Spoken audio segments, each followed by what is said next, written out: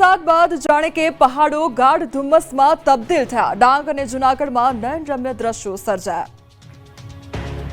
વરસાદ બાદ પહાડો કુદરતી નજારાઓથી ખીલી ઉઠ્યા છે। સિઝનનો વરસાદ વરસ્યા બાદ જાણે કે કુદરતે ખોબલે ખોબલે સૌંદર્ય વેર્યું હોય તેવા નયનરમ્ય દ્રશ્યો સામે આવ્યા। સૌથી પ્રથમ વાત કરીશું ડાંગ જિલ્લાની। ચોમાસાની શરૂઆત થઈ ચૂકી છે ત્યારે પ્રકૃતિ લીલીછમ ઓઢણી ધારણ કરી હોય તેમ આંખોને ઠારે તેવી લીલોતરી અને નયનરમ્ય ઝરણાઓ પ્રવાસીઓનું મન મોહી રહ્યા છે। ડાંગના પૂર્વ પટ્ટી વિસ્તારમાં આવેલા સહ્યાદ્રી પર્વતમાળા ચીંચલીથી ગારખડી અને ઝરી વાડિયાવનના ડુંગર પરથી પડતો દુગ્ધધારા સ્વરૂપે ટ્રેકિંગ રસિયા અને પ્રકૃતિ પ્રેમી પ્રવાસીઓને આકર્ષણનું કેન્દ્ર બન્યું છે। અંદાજે 100 મીટરની ઊંચાઈથી પડતો ભંભાઈ ધોધ ડુંગરના ટોચ પર સ્વર્ગથી જાણે મહાદેવની જટામાંથી ધરતી પર ગંગા અવતરણ થતી હોય એવા દ્રશ્યો જોવા મળે છે।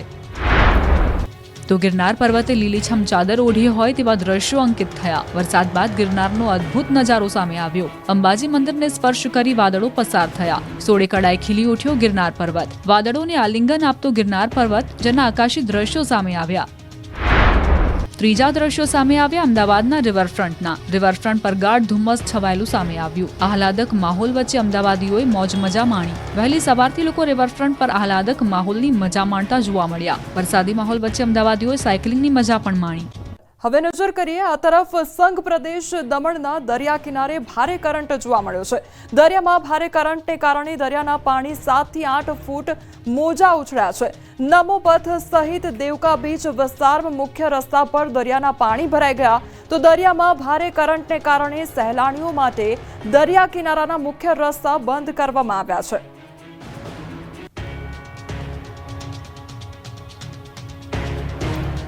દ્વારકાના દરિયામાં ભારે કરંટ જોવા મળ્યો છે। ગોમતી ઘાટ કિનારે તોતિંગ મોજા ઉછળ્યા છે તો 15 થી 20 ફૂટ ઊંચા મોજા ઉછળ્યા છે। અરબી સમુદ્રમાં ભારે પવન સાથે કરંટ જોવા મળ્યો છે।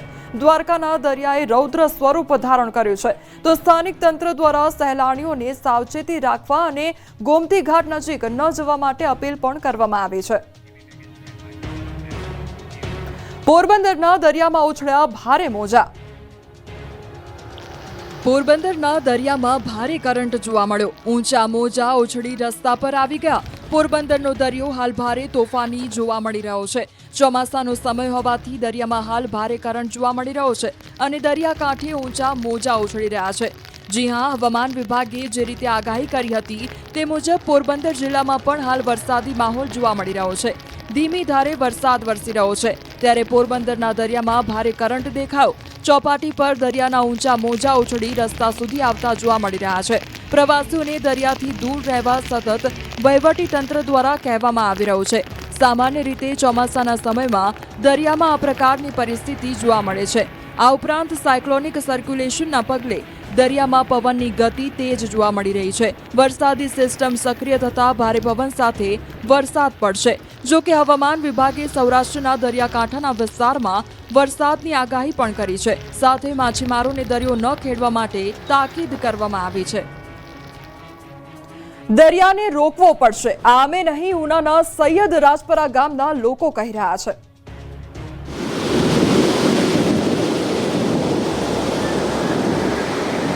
આ ઘૂઘવતો દરિયો અને ઉછળતા મોજાએ 2 દિવસમાં 2 લોકોના આશિયાના છીનવી લીધા છે। જુઓ આ દ્રશ્યો। દરિયાના મોજા આગળ વધી રહ્યા છે। 2 વર્ષ પહેલા પ્રોટેક્શન વોલ તૂટી ગયા બાદ લોકોની સ્થિતિ બગડી છે। દરિયાના પાણી હવે રહેણાંક વિસ્તારમાં આવવા લાગ્યા છે જેના કારણે લોકોના ઘર પડી રહ્યા છે। આ ઘટના છે ઉનાના સૈયદ રાજપરા દરિયાકાંઠા વિસ્તારની। દરિયામાં ભારે કરંટના કારણે મકાન ધરાશાયી થયું। મકાન ધરાશાયીનો લાઈવ વિડીયો સામે આવ્યો। તાઉતે વાવાઝોડામાં પ્રોટેક્શન દિવાલ પડી જતા લોકોની હાલત ત્યારથી કફોડી બની છે। વહેલી તકે દરિયાના મોજાને રોકવાની વ્યવસ્થા કરવામાં નહીં આવે તો અનેક મકાનોને નુકસાન થવાની સંભાવના છે। તો બીજી ઘટના સામે આવી સુરતના સલાબતપુરાના ધમલાવાડ 1માં બીજા માળનો મકાનનો ભાગ ધરાશાયી થયો। વર્ષો જૂના મકાનના બીજા માળનો ભાગ તૂટી પડતા 2 લોકો ઇજાગ્રસ્ત થયા। ઘટનાની જાણ થતાં પોલીસ પીસીઆર વાન સ્થળ પર પહોંચી 108ની રાહ જોયા વિના પીસીઆર વાનમાં જ ઇજાગ્રસ્તોને સારવાર માટે ખસેડાયા। સદનસીબે મોટી દુર્ઘટના ટળી। ફાયર વિભાગ અને પાલિકા દ્વારા વધુ કાર્યવાહી હાથ ધરવામાં આવી। સુરતના કેમ પંથકમાં ધોધમાર વરસાદ ખાબક્યો છે તો કેમ, મોટા બોરસરા, પાલોદ, ભાટકોલ સહિતના ગામોમાં વરસાદ ખાબક્યો છે. વરસાદને પગલે વિઝિબિલિટી ડાઉન થઈ ગઈ છે અને વાહન ચાલકોને ભારે હાલાકી ભોગવવાનો વારો આવ્યો છે. તો હેડલાઇટ ચાલુ કરી વાહન ચલાવવાની લોકોને ફરજ પડી છે. રસ્તાઓ પર પાણી ભરાવાનું શરૂ થઈ ગયું છે. ખેડા જિલ્લામાં વરસાદી માહોલ જામ્યો છે તો ખેડા, મહેમદાવાદ, માતર સહિતના વિસ્તારમાં ધોધમાર વરસાદ પડ્યો છે. અમદાવાદના હાથીજણથી મહેમદાવાદ સુધી વિસ્તારમાં મુશળધાર વરસાદ નોંધાયો છે. ખેડા નેશનલ હાઈવે નંબર 8 પર ભારે વરસાદ પડતા વિઝિબિલિટી ઘટી ગઈ હતી.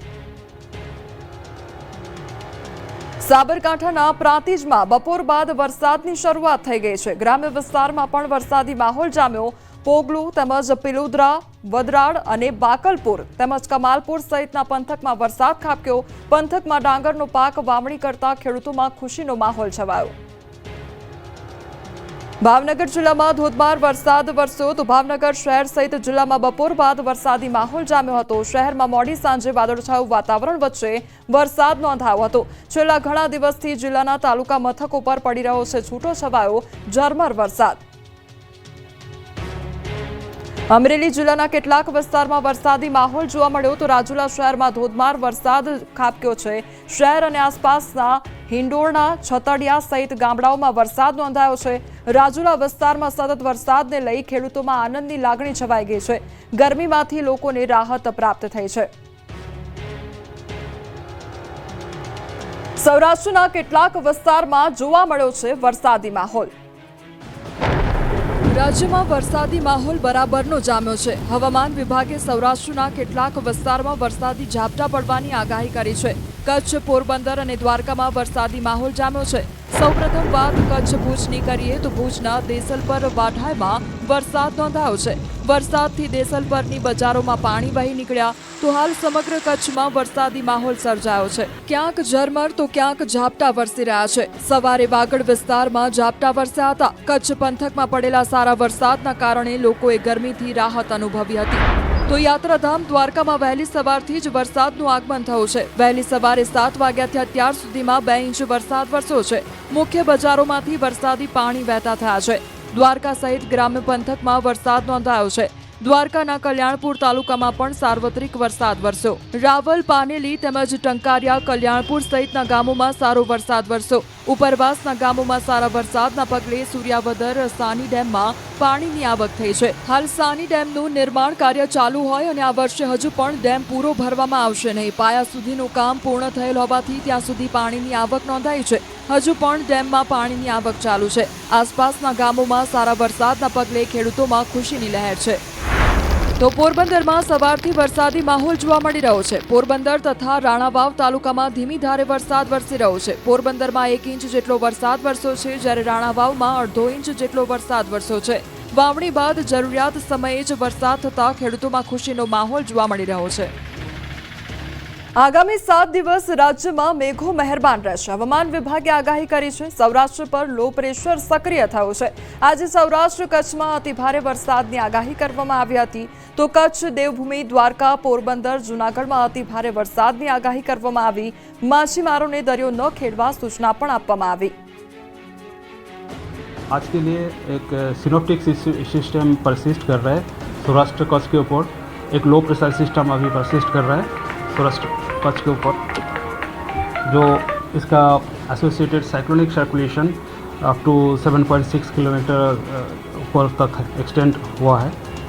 इसके कारण हम आज वेरी हेवी रेनफॉल का वार्निंग दे रहे हैं सौराष्ट्र कच्छ के लिए. इसमें वेरी हेवी रेनफॉल में जो डिस्ट्रिक्ट आ रहा है Dwarka, Porbandar, Junagadh, Kutch, heavy to very heavy rainfall का जो वार्निंग है. इसमें हेवी रेनफॉल का जो वार्निंग है राजकोट, जामनगर, अमरेली, भावनगर, गिर सोमनाथ और दीव.